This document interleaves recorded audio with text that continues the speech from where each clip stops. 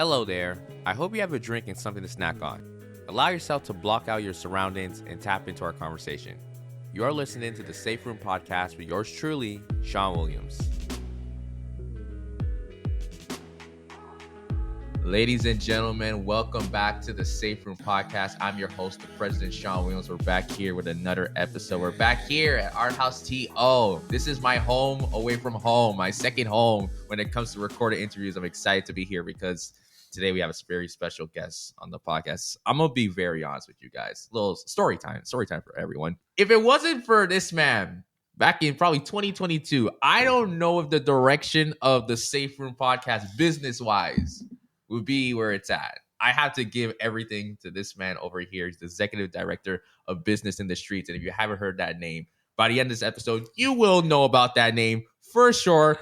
Ladies and gentlemen, we have Kyle Monczak. Kyle, how are you doing? I'm doing very well, man. Thanks for having me. I'm happy to have you here. It's been a long time, long overdue. Yeah, it's cool to be here after, when we first met and hearing about kind of your aspirations, and hearing about it is very different than seeing it kind of play out. And it's now been, like you said, 2022. So it's been 2 years now since probably that time. And it's great to be on this side of the mic, man. I know, man. I'm super excited to have this conversation with you just to get to know more about Business in the Streets. Well, I know, but for anyone who doesn't know about Business in the Streets, again, we're going to talk about it. Just your personal experience within entrepreneurship, support entrepreneurs. Exactly how are you taking your expertise to help them give the proper tools, resources, provide a guideline so they're able to have a stronger entrepreneurial mindset.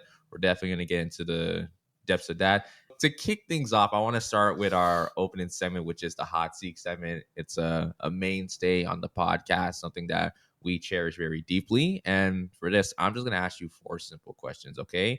And just answer them to your best abilities, all right? Cool. Okay, perfect. So outside of the work that you do, tell me something about yourself in 1 sentence. 1 sentence. Okay. I like to game. Grand Theft Auto is my go-to right now. I get that's 1 sentence. That's all I've got for you. I honestly never knew you were a gamer. Yeah, a little bit. I mean, I get to game much less nowadays. But it's funny. I was just we did a bit of a road trip out west, and I was in LA. And the cool thing about Grand Theft Auto is like it's so well done to the point of like mapping out the cities they're based on. And so it's cool to like drive through LA and be like, I think I've been here before, but I'm not. Yeah. Wow. So have you heard about GTA 6? Because I know I'm waiting for it, man. I'm waiting for it. I feel everyone's been waiting for like a decade now. So. I'm worried about it. When it comes out, it's like I'm gonna have to put work on hold. I know it's gonna happen. I'm fighting for my calendar. It's just like telling the wife at home, like, business aside, I gotta go play a game with the homies. Yeah. Do you usually play like by yourself, or you have like a group of people? I don't. The last time I tried to play multiplayer, I got my ass handed to me, and so I can't do it. It's too embarrassing. I need to play games so I can feel better and have a bit of rest and relaxation for my workday. Getting beaten by like a 12-year-old and having them just like yell stuff in my ear on the headset, I can't handle it. My ego can't take it. I feel you for sure. Okay, so the next question I have, I want you to name, if you could name 3 special moments from any past BITS event. It doesn't have to be one specific event, like multiple BITS events that you can name from. Yeah, I think one that comes to mind when I'm trying to think about like what are the moments that I think articulate like what we do and kind of the impact, sometimes what it looks like. At the end of our programs, they end with a pitch event. And I think about a guy named Richard Porras. Richard had come to us. He'd been needing financing for his business. We don't give the type of financing he needed. This guy needed like $100,000 to get his food operation off the ground, Real Empanada Co. So I'll give him a bit of a shout out. And he pitched his business, and one of our panelists was a guy from RBC. And he heard what he saw and really enjoyed it and really got behind it. And he decided to meet with Richard afterwards and connect him in with something called the CSBF, the Canadian Small Business Financing Program, which he had applied to before and been denied, I think, twice. And with the support of this gentleman, David Mendez, who he met as a pitch judge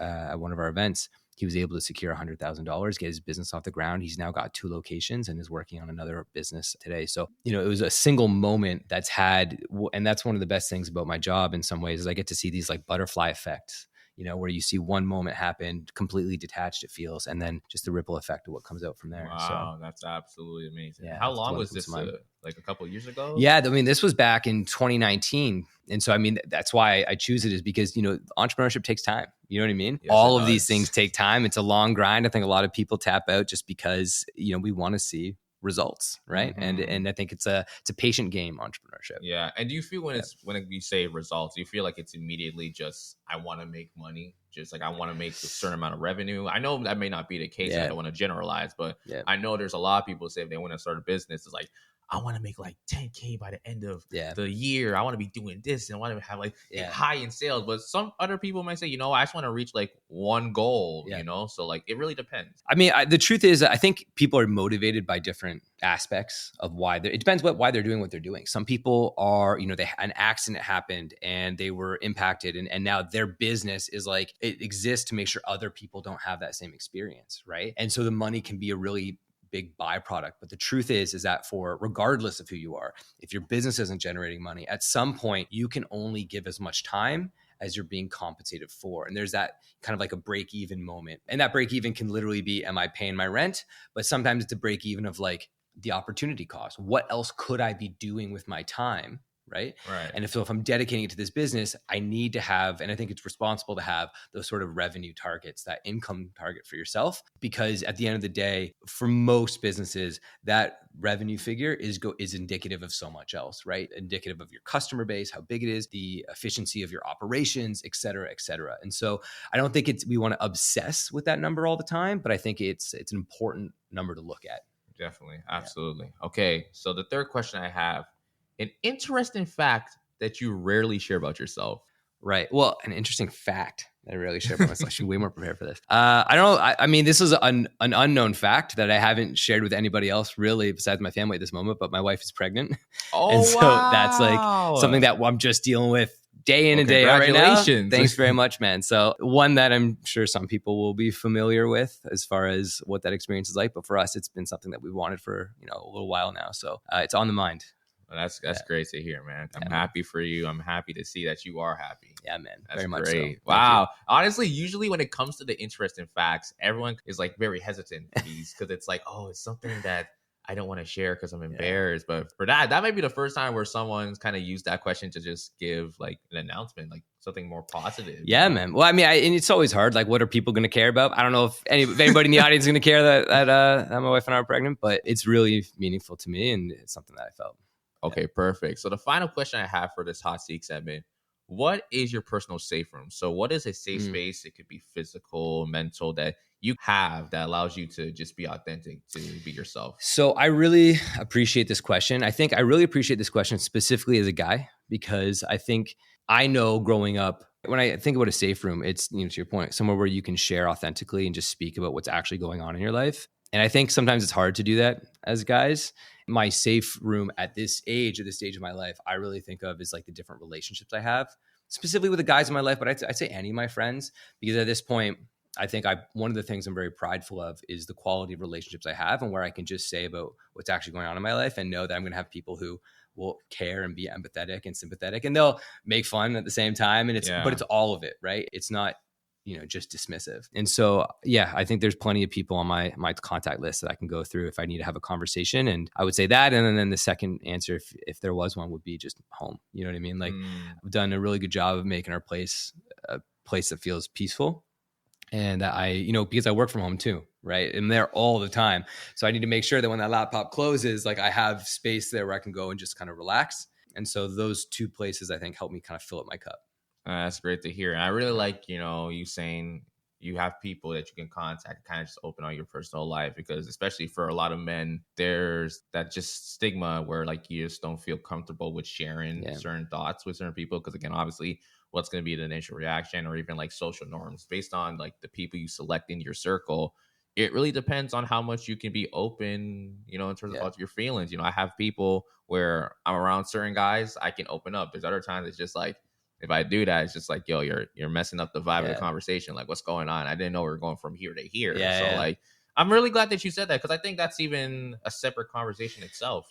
Well, and, you know, I think one of the things, I don't know, maybe we'll get to this, but like, you know, in entrepreneurship, you have to manage yourself. You are the team. You're wearing all the hats, right? And if you don't take care of yourself and make that almost like a business priority, and, you know, I think sometimes it's unfortunate to say, but as men, sometimes we have to frame it that way.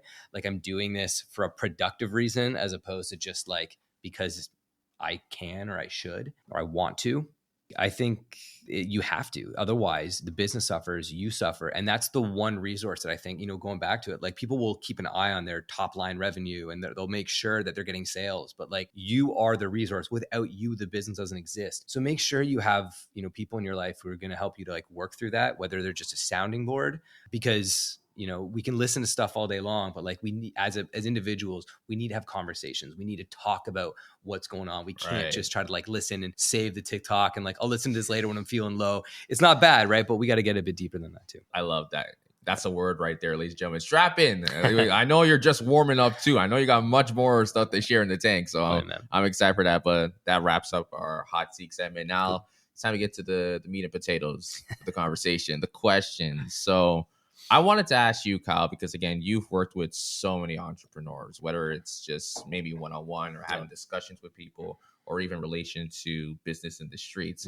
I just want to ask you this question. What is the common issue that you find most entrepreneurs bring to you? Yeah. And how do you feel like your feedback, like constructive feedback, can differ depending on the entrepreneur who comes up to you and maybe in the field that they work in? Yeah. So if you know business in the streets, we have two core programs. We have YCEO, which is like our entry level program. And it's for those who are just kind of getting their ideas started. And we have our second program, which is the boot camp. And that's really for people who are generating some level of consistent revenue in their business. And now we're ready to grow. And I think one answer will apply to both, and one is a bit more specific to the bootcamp program. And so, people, because of the nature of our programs and who we're serving, we're working with people who, regardless of what program you're in, your business isn't at the stage where it's like generating easily, right? You're not making a ton of money from it yet. So by its very nature, people are coming to us and having some variation of the question that is, I need to make more money. Right. And that's the truth, but it's asked in different ways. Sometimes they'll say like, I need to improve my marketing. I need to be more consistent with social media, right? There's some proxy, there's something they'll say that they need, but like at the end of the day, it's like, I need more money. So that's like kind of the entry point. And then from there, it kind of comes down to like, well, how do you need to get more money? Right. Like, and the hard thing is that sometimes people place the blame on, or they focus on social media and they say, I need to do more marketing. If people knew about my product or my service, I would be able to get more business. Right. And I would love to say that that's true 100% of the time. If we just had more marketing and more eyeballs on us, like we would sell more. But, the big truth is a lot of the times that's just not the case. Your product and your service is not well attuned or fitted to the market that you're going after. And so we have to look at those two things. And I think we might get into this a bit later. Is looking at like, okay, but does a product or service actually solve a problem for and is priced accordingly and is being marketed to correctly and everything else, the customer that you're targeting. Right. And so I think one of the things that one of the conversations that we try to have with people is that one right there, because it's something we see all the time is I am creating a product or service for myself.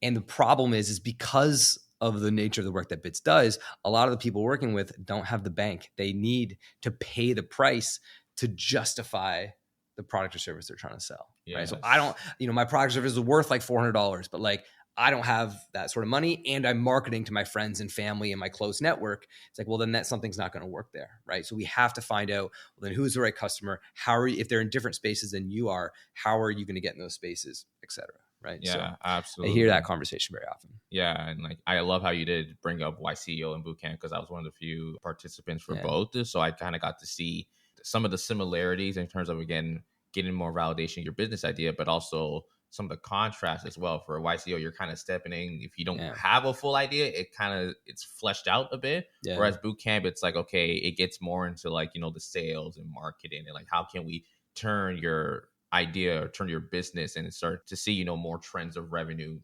trends of income coming in. So, and it really speaks to the philosophy that we have at Bits because we want to be very action oriented. And I think there's lots of programs out there that will help you to write a business plan. That document could be 12 or 20 pages. And the bootcamp is really about like, you really want to have those sales because the last thing you want to do is go through the bootcamp program that helps you to write what we call is like a mission plan that is more of like a 1-page guide on like what you're going to try to do is like a mini plan for an entrepreneur. And the last thing you want to do is write this whole plan and then have everything change on you because your business is so young, it needs to evolve, right? So we want you at a stage when you're taking the bootcamp program that you've started to really figure some things out and you have some known knowns about the business, like things you actually know and you know them. and then you can actually, get more value, I think, out of the program. So. Absolutely. Okay, I have a follow-up question before we go to the next one. So again, you did mention, again, there's a lot of entrepreneurs that do come up to ask about the programs or even about just what I need to do to enhance my business to the next level. So for you as yourself, being an entrepreneur in a way, like I kind of want to dive into like your personal journey just quickly, just if I don't mind. All right. Tag in. What were some of the things that you had to go through personally?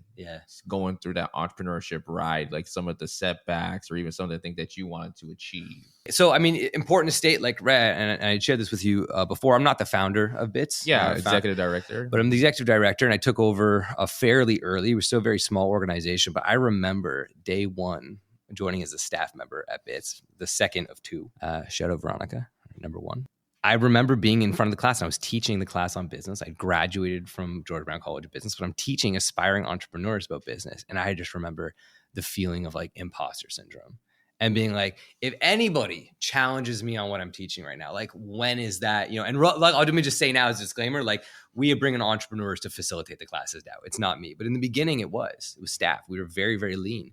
And I think that feeling of imposter syndrome, luckily has quieted over the years, but it never goes away. And I think for the first like 5 years, because my role would change and you have more responsibility and you're trying to adapt to that. So I think, imposter syndrome is definitely something that I wrestled with and identified with for a long time. That's something else I hear all the time at Bits. In fact, to be honest, I think one of the reasons why people take a business program like Bits is because ironically, we're kind of looking for permission to be an entrepreneur, like not just validation of the business, but like, I'm allowed to do this. Like there's some outside force or factor that's acknowledging that I can do this. Yeah. And I think we serve that purpose for people. I wish it wasn't the case, but I think, we spend however many years in school where you get grades and certificates. And so I think it's, we kind of crave it a little bit. But I mean, I started with that sort of like challenge. And then, from there, we're a nonprofit at the end of the day, which means in some ways we don't have like customers, but we do have our funders and our donors, and they are supporting us in order to make a specific impact. And so a lot of my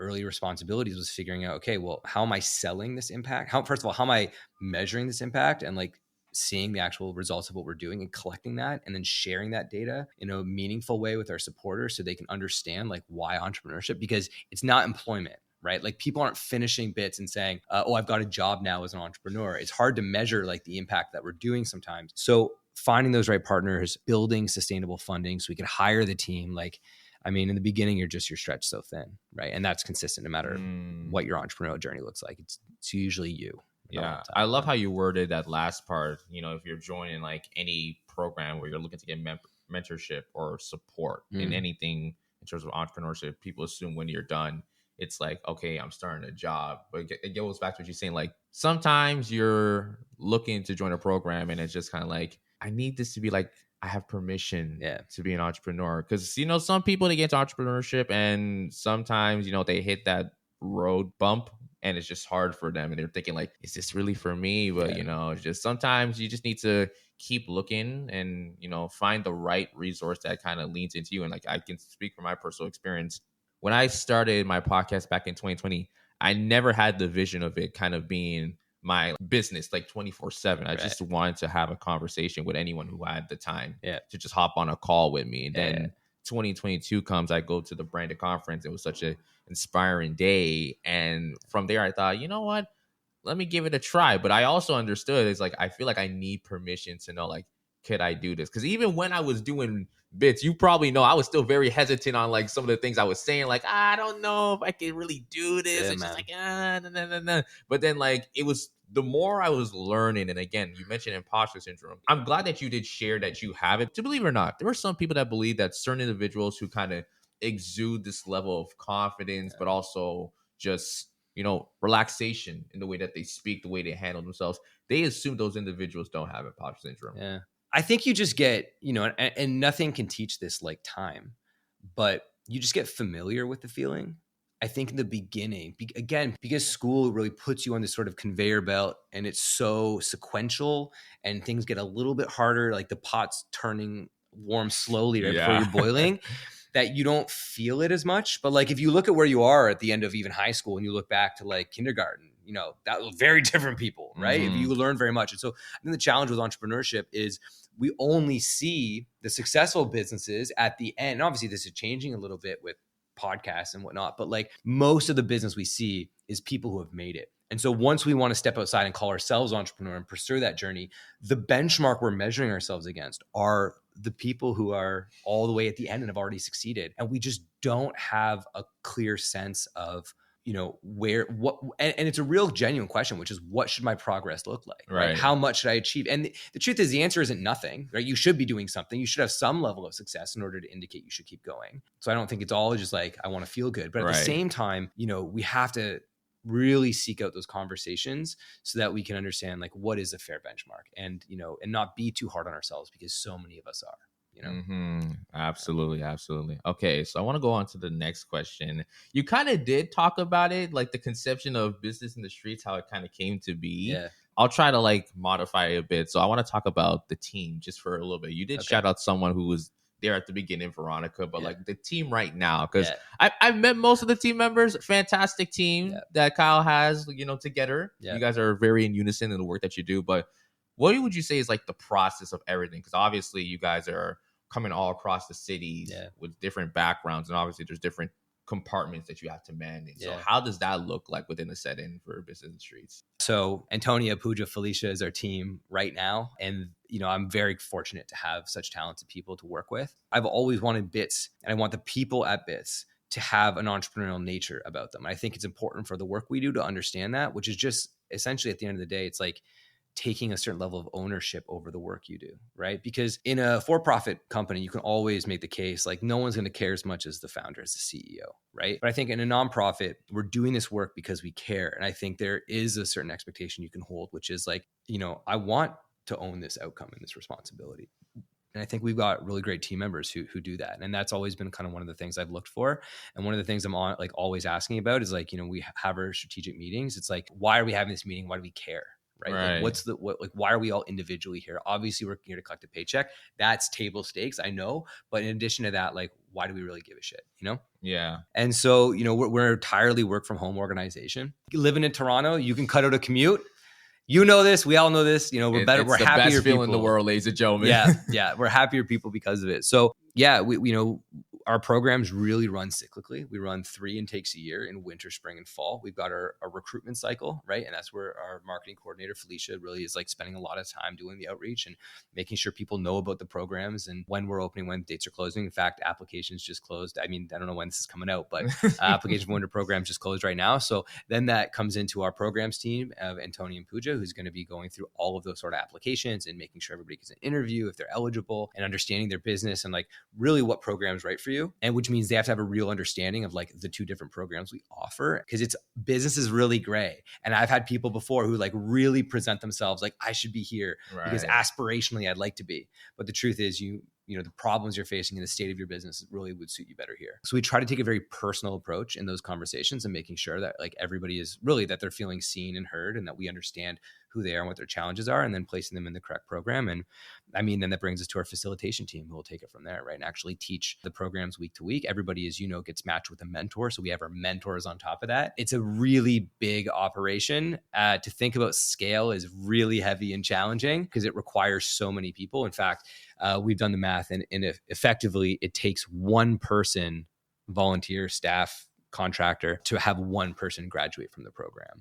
So at scale, like it's a real big question about how we do that. But I really enjoy the personalized nature of the attention people get when they come to a BITS program. And it's something I don't want to sacrifice. So definitely. And there's so much people who do sign up for BITS, the application process. I know that takes a while. I know there was a situation recently for the past cohort back in the fall, I believe, where you guys had to like get more mentors or like a situation where I can't say you're in yet, but like, well, we'll get back to you. So like, I know that must be a hassle at some point.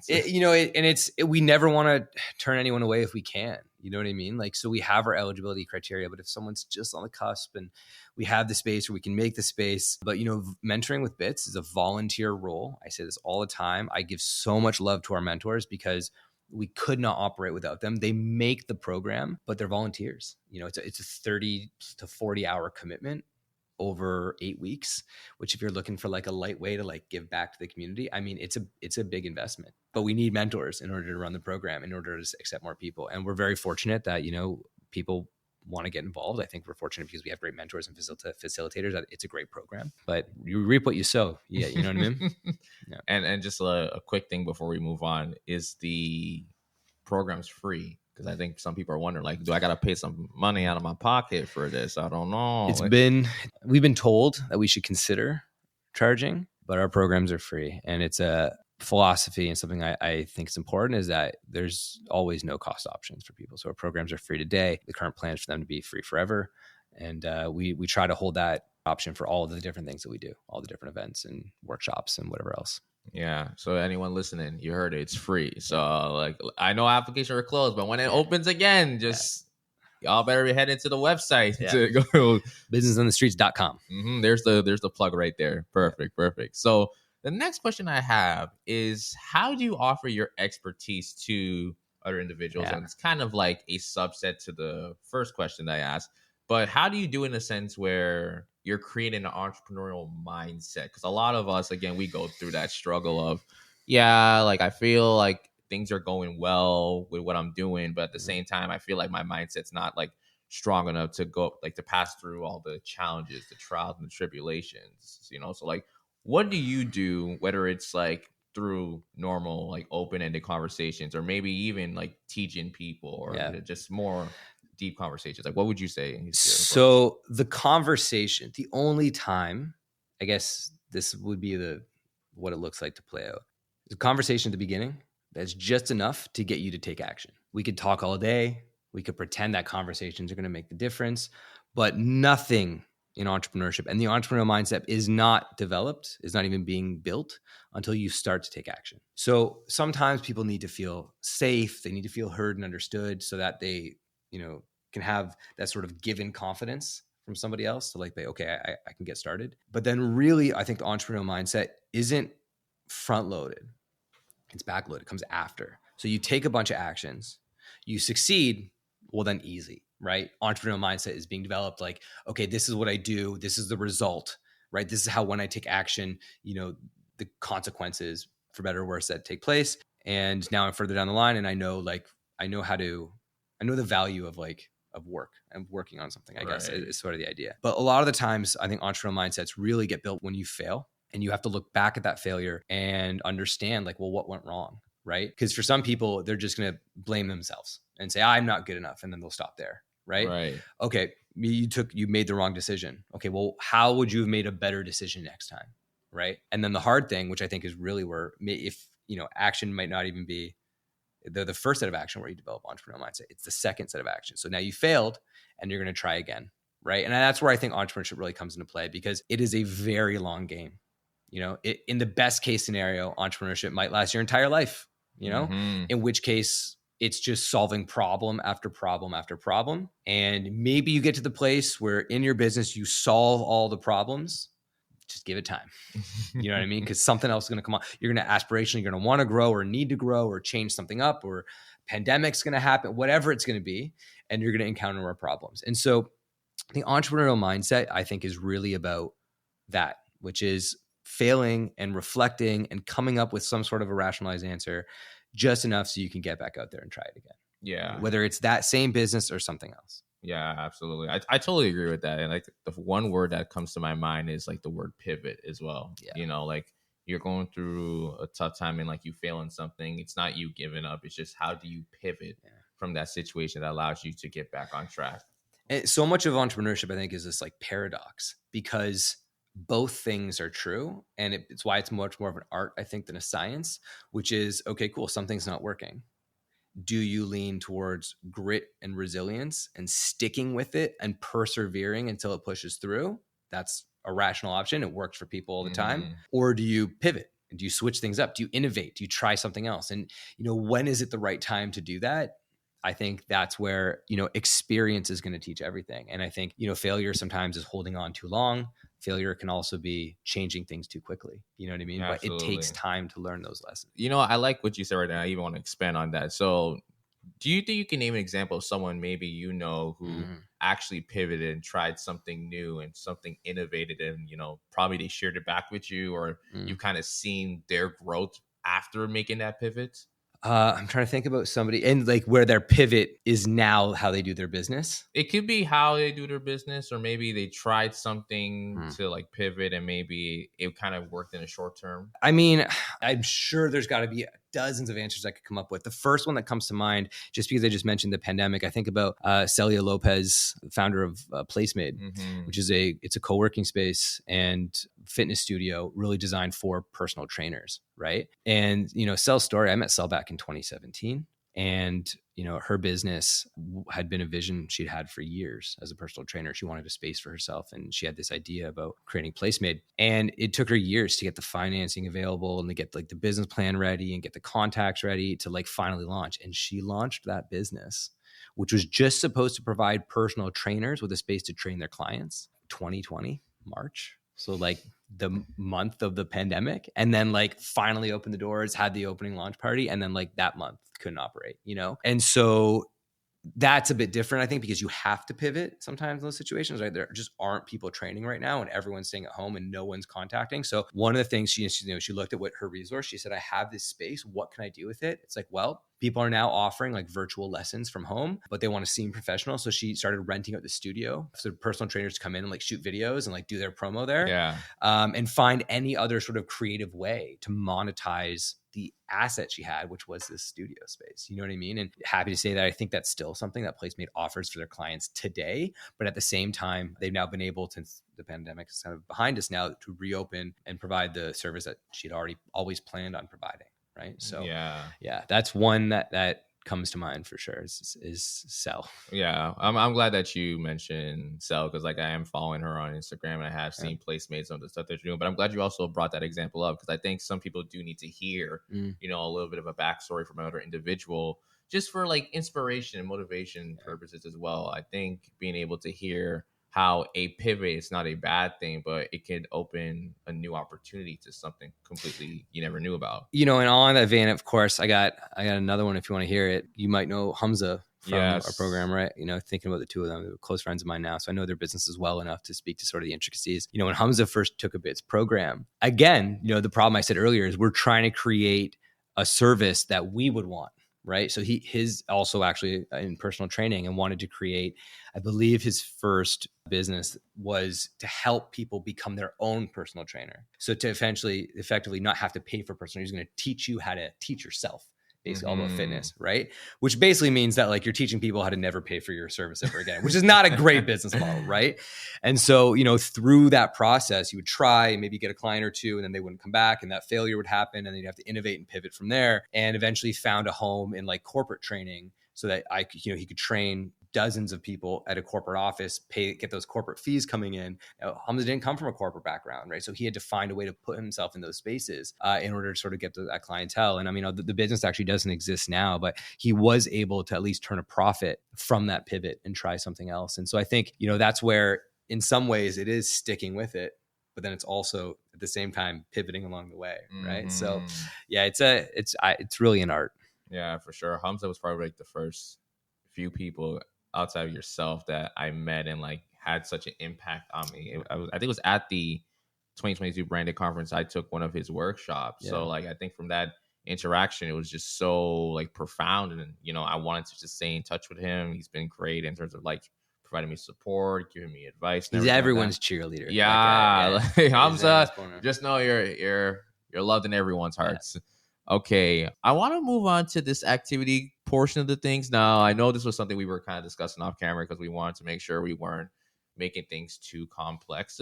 But you did mention a business model canvas. Now, for some people who may know about this, then you've probably heard this word more times in the last 5 years as an entrepreneur, which is common. You're probably going to have to hear that word. Moving on, hopefully we can probably do this little activity portion to kind of break down like what are some of the different parts of it. Maybe the example part could be a little bit tricky because obviously it really depends on, what the business is about. But maybe for everyone, they could, whether it's you talked about it or if you've had entrepreneurs come in to explain it, again, it's kind of ingrained into your soul about when it comes to like the BMC. So maybe you can talk about the different parts that kind of make up a business model canvas. So for everyone who doesn't know, they can get an understanding of it. Yeah. So, I mean, the business model canvas I think it's an amazing tool.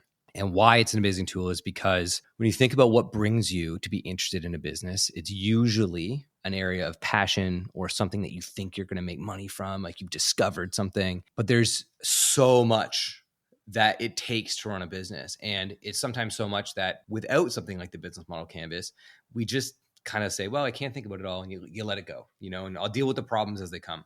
But we're talking about your time and your money you're investing. Like you want to have a good scope of like what you're taking on before you jump in. Right. So the business model canvas really helps you to do that. I think it's got 9 components. And as you were saying this, I'm forgetting one and it's killing me right now. We'll see if I can remember by the time I get to it. But it's designed in a way that kind of speaks to the interactions about each compartment and kind of like how they support one another. So should I sort of like describe what this looks like? If you could, that would be great. All right. So there's 9 components. The first one is your value proposition. So like the value that you're actually creating, that your product or service creates for number 2, which is your customers, who they are. So we understand like, okay, what are their needs and the challenges that they face, or what are their demographics? Like what are the things about your customers that matter? So you understand something I think a lot of people forget, which is not just who is a customer, but who's your best customer. Who are we targeting? If I'm going to spend a marketing dollar, I want to make sure I'm getting the person that's going to spend the most money, not give me the hassle. They're going to understand what I'm doing, and it's going to be an easy process, right? And they understand the value I'm selling, right? So you have those two. Those two are connected by 2 other components. One is your relationship. So how you're building the relationship with your customer. So am I communicating with you on social media? Do we have a call center? Like, is it a blog that I'm communicating with you through? Is it a newsletter? Like, what are the different ways that I'm building the relationship with my customers? And then 2, I believe, is your distribution. So how am I actually getting the value of the product or service I have into the hands of the customers? How are they experiencing that?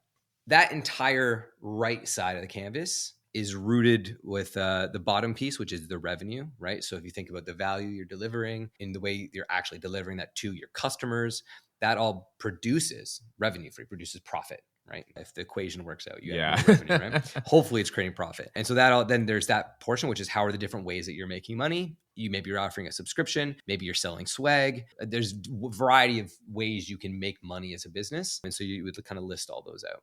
On the left side of the canvas, you have a few at the top. And so this, if you look at it, the right side of that I just mentioned is like the money producing side. The other side is like the cost producing side, right? And so on that side, you have things like your key activities. So what are the key things I do in my business on a regular basis that like help me to produce everything that's on the other side, right? So if it was a podcast, it's interviewing, it's sourcing your hosts, it's coming up with great questions, it's doing your research and all that stuff, right?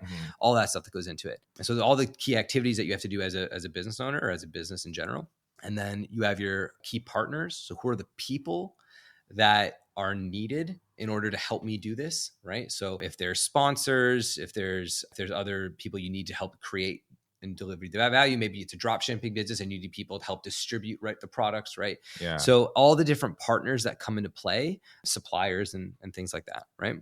All of these different pieces produce your costs and your expenses, right? So the activities, are often being done by staff, or if it's your inventory that you're purchasing, which I have a feeling has something to do with the one I'm forgetting, but key resources. There you go. So that's what. So key resources. That's why I said inventory is hinting at it, right? Yeah. So what are the assets, the things you own, right? So if it's, again, going back to the podcast, you have your equipment. It might be your website, it might be a resource that you have. What are the different things that you kind of the assets and the pieces you own that you need in order to run the business, right? Could be anything. Could be maybe a patent, right? If you're producing patent, trademark. like so a lot of that stuff, and then all those things, like I said, produce the cost structure, which is at the bottom. Right. And then you have to list all the different costs that are associated with your business. And then in theory, if the revenue is higher than the costs, you got a profitable business. Right. And so it really gives you a 1-page overview so that you can quickly glance and say, is this business too much work? Does it make sense? Maybe you have this great idea and you have all the value that you want to deliver to the customer, and the customer and you're like, I know this is going to work. But in order to do that well, and at scale and competitively, you need a partner that you don't have access to. Yeah. Right. You can't afford to work with that partner. Well, either you're going to need a real big cash injection so you can get the business up and running, or that business, and this is something that we have to do with bids all the time, that business might not be for you now. Right. Mm-hmm. And, I'll say it again, we only have so much time and money. So we want to spend that wisely. Right. Absolutely. I'll definitely leave a link for you guys to go like check out the template as well. I know like the most common one's Strategizer, I believe. Strategizer and their business model canvas. And I was also going to plug Strategizer has another tool called their value proposition canvas. And it's one that you can kind of start with. And it really just helps you to understand your customer and the product or the service that you're offering. Make sure that fits first. And then once you have that done, you can take all the results from what you create, plug that into the bigger business model canvas and go from there. I know the first time I ever did a BMC, I was so nervous. I was like, oh shit, I don't know what to put. I thought, am I gonna have to leave a couple of boxes empty? Like, damn. But I definitely think it's something once you try it out the first time, it's not something that it's just done once and you're like, oh, I have everything figured out. You will always have to come back and, adjust it or just modify it. That's business. Yeah. Because your business, however it exists today, if everything goes according to plan, will not be the business that exists tomorrow, right? As you build and grow. And so a lot of the work you're going to be doing has to be done again. It's no different, right? Nothing is really a one and done. Yeah. So like, that's something I think a lot of us need to like take in consideration. Yeah. I know there's parts where you tell yourself, oh, you know what? I did reach my goal, or like, maybe I was able to do this. It's like, well, yeah, now you look at where you started to where you're at now. Like, what's the next step? You can't just say, well, I'm just going to run it back. Let's just do the exact same thing. It's like, and listen, that's a bitter pill I need to swallow too and remind myself of. In fact, in thinking about this conversation today, I'm meeting with my team on Friday. We're coming down in person. I was like, you know what we're going to do? We're going to do a value proposition canvas with the new team, because it's always interesting to see how your team kind of responds to like what you're doing. Cause like you get really stale in what you've seen and believe over the years. Right. So you want to make sure you're updating that regularly. Right. And so the team hasn't done something like that before. And I'm like, oh, it'll be fun to get everyone together and like see what they think. So thanks for the reminder. Yeah, no, definitely, for sure. Okay, I want to just talk about one more thing before we kind of wrap things up. I have another activity at the end that I want to try. This something was literally while we were having the conversation, it just came off the brain. Cool. But just to kind of close everything off, I want to see if you have any takeaways that you'd like to share with everyone listening. Because obviously a lot of people who are tuning into podcasts, they are looking to get some valuable information. People are tuning into podcasts to see like what are other people saying and how can I hear from like their stories that allows me to kind of figure out where I need to go. So like, what is one thing that you would like to share with everyone, whether it has to do with entrepreneurship, just helping them to stay focused on their path, or even something that motivates them? Say maybe they're going through a tough time with their business. It's interesting. I didn't know what I would say, but now that as you're speaking, it just came to me that like, okay, so we talked earlier about imposter syndrome. What I would say is you want to build a strong and healthy inner voice. That takes time. The way I believe we do that, you've heard this statement before, the average of the 5 friends you hang out with or something like that. Yeah. I think the way that we build a better voice in our heads is we find people who have good voices. And that means sometimes it means being very self-critical, but more often than not, it also means like going easy on ourselves. And it's a balance. And so if anybody is pursuing entrepreneurship or they want to pursue entrepreneurship, but they're, being stopped in some way, I think put yourself in spaces with people who are doing what you're doing and listen to them and talk to them and be vulnerable and share what's going on, and find people who are going to give you honest feedback and use that to develop a better inner voice. Because as an entrepreneur, you're on your own for a good portion of it, and you're going to be your own best friend in that way. And I think it's one of the better investments you can make. Yeah, I absolutely agree with that. Again, the whole like 5 friends thing, again, having like an inner circle in a way that you can kind of lean towards is just helping you to find that inner voice. So I feel like everyone has something that they want to share, to have that inner voice inside them, but maybe you just need like the right people to kind of bring it out of you sometimes. Yeah. And that's why you want to be in different spaces, right? Because I don't know about you, I'm different people to different people. You know what I mean? And so, especially if you're finding yourself in spaces where you don't like who you are, switch it up. Yeah, definitely, for sure. Right? It's always good to even go into spaces where you may feel a little bit uncomfortable, 100%. Just kind of like see how the environment is. It happened to me last year. I actually went to a private event and it was very exclusive. We're talking like the top 20 entrepreneurs in the city. That was the kind of make up the event. So we're talking people who have been doing this for 15 plus years. And like, I wasn't even like, I didn't even buy my own ticket. I was a plus one. Someone else brought me. I was a plus one. Yeah. So like literally I was walking around like, I don't know you. And like, this just is kind of odd, but it was different because for that one moment I got to be the listener. I got to actually, you know, just taking everything. Most of the times if I go to a space, I'm the one that's usually kind of telling everyone what I'm doing. And even though you want to kind of promote yourself, it's good to kind of fall back and just hear what everyone else is doing because one, you're getting insight. And number two, you know, when it is your time to speak, you know, it's like, okay, I've kind of taken everything and now people get to hear me out and what I have to say. Like, I think the most stunning thing about that is when I told them I was 22 at the time, people were like, there's no way you're 22 and you're doing the stuff that you're doing. Like, it's cap. But sometimes you need to go in a space that you feel uncomfortable to really kind of find that inner voice inside of you. And I think that's something else you'll learn over time is like, there's not really a reason to feel uncomfortable. You know, a lot of people are in a similar boat. And if anything, if they're not there now, they were there before. And so I think depending on where you're at, man, but here in Canada, my experience has been like people in general, like are more helpful and less judgmental. And if you're actually working on your stuff, people love an underdog story, right? They love somebody who's on the come up and if they can play a role in that. And I think, you know, so get out there, tell your story and just make sure that when you get on the other side of it to pay back, you know? Absolutely. All right. So before we wrap up, I have this little activity that, again, just came off of the back of my head. So it's something I've been doing recently on the podcast. Don't even worry about it. It's not even like a mainstay. I'm just trying things at this point. I want to do like a blind ranking activity. So what that basically is that I'm going to list you 5 things. Okay. And you have to blindly rank them without knowing what comes next. So it's not me saying all 5. Okay. And then like you kind of put, no, I'm going to say one. You're going to have to rank it between one being like the top priority and then like going down. And I'm trying to like make it entrepreneurship edition, like kind of have those aspects of it, but hopefully it'll be fun. It's not going to be like chocolate cake. It's not going to be nothing random. All right, completely. Cool. Okay. So the first one that I want to list out is building a team. So like if you're an entrepreneur, building a team to help you with all the things that you need to manage. Where are you ranking at in terms of importance from 1 to 5? Like, is it 1, 2, 3, 4, 5? Where's it going? 3. Yeah. Okay. 3. Because I know there's a lot of people that are like, I would see that as number 1, but I think 3 is it's a good spot. Do you want me to rationalize? If you want to rationalize, because like, you know, in some ways it's 1. For a lot of people, that if you're not getting $1 million to build your team, like if you're an investment ready business, you're getting money poured in, then build the team. It's hugely important. You know, your team are going to be the ones that set the quality standards across the organization, right? So like you want good people because good people is the business, you know? At the same time, for a lot of the entrepreneurs, I'm thinking about customers, product, service, like if in the value you're creating, like those 2 things on the canvas, like those have to be number 1. Because if you're not really relentlessly solving a problem, so I don't know if those are coming my way, but with that in mind, I think there are things that I think rank higher, but I don't want to diminish the importance of building a great team. Yeah.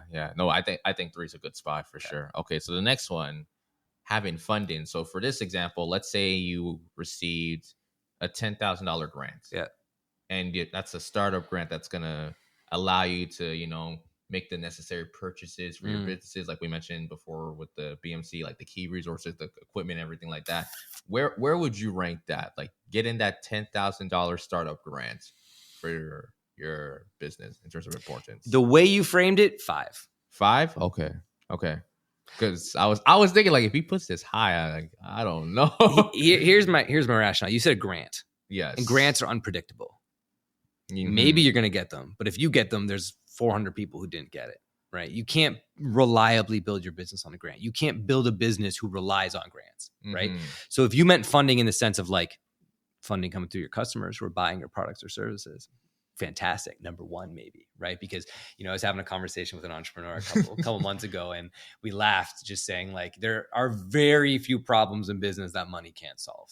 You have to spend it wisely, but like money is going to solve a lot of those problems. You know, anything you can deal with, like, you know, in bits, we have certain issues we're trying to wrestle with at times, but like if funding is stable, like we can handle it. You know what I mean? Yeah. But when funding's not stable, so I mean, depending on the context, it could be 1 or 5. But the way you said it, I'll say 5. Okay, yeah. I really love your rationale for explaining that, because I think a lot of people assume that once they get a grant, it's like, oh, everything's good. But like, again, it's unpredictable. But a grant, it's a limited time, because again, depending on how you use that grant, are you using it to, again, just get the necessary equipment or stuff? Are you using it for a project? And, are they fixed or variable expenses? Right. So if you're buying something, if you're buying an asset that even after the rest of the funds are exhausted is going to help you produce more, better quality something, well then higher value, right? Because that's going to produce value. But a lot of people can get funding, spend it on inventory. Their inventory does a run, and now they're back at square one again, right? Yeah, you made some money, maybe you got a bit of profit left over, but you don't have the amount of profit that you started with when that investment came in. So I think you have to consider that, right? Like it depends how you're spending it, but I would say I would much prefer to higher rank funding coming from the sales of your product or service. Yeah, definitely. Even look at like Spotify and Uber. These are companies that got insane amounts of investment and they're not profitable a decade or more in, right? They're bleeding money, some of them. And then now they're really fighting to have to make their services profitable, which means we're all paying the actual price of those things now, right? So funding can just inflate, things. So, Okay. So we're putting that at 5. Okay. So the next one I have is marketing tools. And when I say marketing tools, let's say things that you would use to help promote your business. So let's say like business cards, probably, like a website. 4. Yeah. Okay. Those things that, they need to be updated ongoing. It's rarely going to be the thing. Again, thinking about the entrepreneurs that I'm working with, people overemphasize the importance. You can have the best. Can I swear on this podcast? Yeah. The best fucking logo, and like it's not gonna. No one's buying a logo, right? People have an itch they need scratched. They need to solve a problem. If I'm getting my little box, whatever I bought from you, it's got a cool logo on top, I'm a little bit happy. But like, it's not the thing inside the box. You know what I mean? And I think we as entrepreneurs want those things to look really polished because we see them as a reflection of our own quality standards, and that's fair. And I think you should have high standards for yourself and your business. That's fine. But I think people over-index how important they are in the grand scheme, and like they'll fixate on that and then find out 6 months down the line, oh, my product or service actually isn't even good and I need to change the business name now because it doesn't really describe what I'm doing. You know what I mean? So I feel you. Okay, let's go on to the next one. Having a mentor. So mind you, you have 1 and 2 left. Those are the last. I'm gonna go again, thinking about the entrepreneurs we work with, I'm gonna say 1. And it goes back to, I'd be dishonest thinking about even the feedback I gave earlier, right? About building that voice in your head. When you're an early entrepreneur, man, it's you and you're the resource and you need to keep yourself in the game. And I think nothing's going to do that better than a really good mentor or set of mentors. You get somebody who understands the journey you're walking, but you also get someone who understands the industry you're in, and they can there's so much figuring out that it's exhaustion, right? And so I think having people who can help you kind of clear that. I told you I'm a gamer, right? The Warcraft, like fog of war, like that can clear that up so you can see exactly the battlefield that you're going after and you're on is like, I think it's, I think a mentor is highly underrated about the value they provide. I totally agree. Number 1. Okay. So that means going into the 2 slot is the business model canvas. Oh, so all right. Yeah. I mean, it's a tool, right? Yeah. And I think and I might even just expand and say all business tools. Like there's a number of different planning and strategy tools, like our mission plan and our bootcamp program I talked about. These are important because once you get going, it's easy to be so busy working in the business that you forget to work on the business. Right. And the business, if things are going right, changes over time and you need to be able to reevaluate what's going on. I think it's a good tool to step outside of the day-to-day and get you to think more critically about the different areas, because any one of those areas on the canvas, if it fails, the business could fail. Right. So it's a good reminder. So I'll live with 2. No, honestly, I think of all the times I've done this, the blind ranking, that's probably the most perfect blind ranking, top to bottom. Yeah, I've heard. So you did an excellent I don't job. have too many regrets on that. Maybe team I could rank above, but that was pretty damn good. Yeah. But that's all I have for today, Kyle. Thank you so much for coming on the podcast. Yeah, absolutely, man. Thanks so much for having me. I had a lot of fun, and I hope to be back again. Yeah, man. We definitely can see if there's a part 2. Definitely hit me up. Where can people find you or contact you, I wouldn't want to say find you. Yeah, I mean, you can always find me on LinkedIn. Kyle, last name is Monczak, Monczak. But more importantly, I would say businessinthestreets.com, or you can follow us on social media at BitsTO. Yeah, come hang out. We're building a community. We'd love to have you there. All right, perfect. Thank you for coming on. And thanks again to everyone listening to the Safe Room Podcast. You can check us out on Instagram at the Safe Room Official. Check out the episodes on Spotify and Apple Podcasts. We're looking to expand into TikTok and YouTube for the new year. So I'm excited for that. And yeah, just hoping you guys have a prosperous 2024. It's the beginning of the year. And I still can't believe it's January 10th. We're already 10 days in. Like, it goes so fast. I'm already seeing all the LinkedIn posts and Instagram posts about like 2024 behind us. Can't wait for 2025 is going to be the year. Yeah. There's a lot that goes through it. But thank you again to everyone listening, and we'll see you guys next time.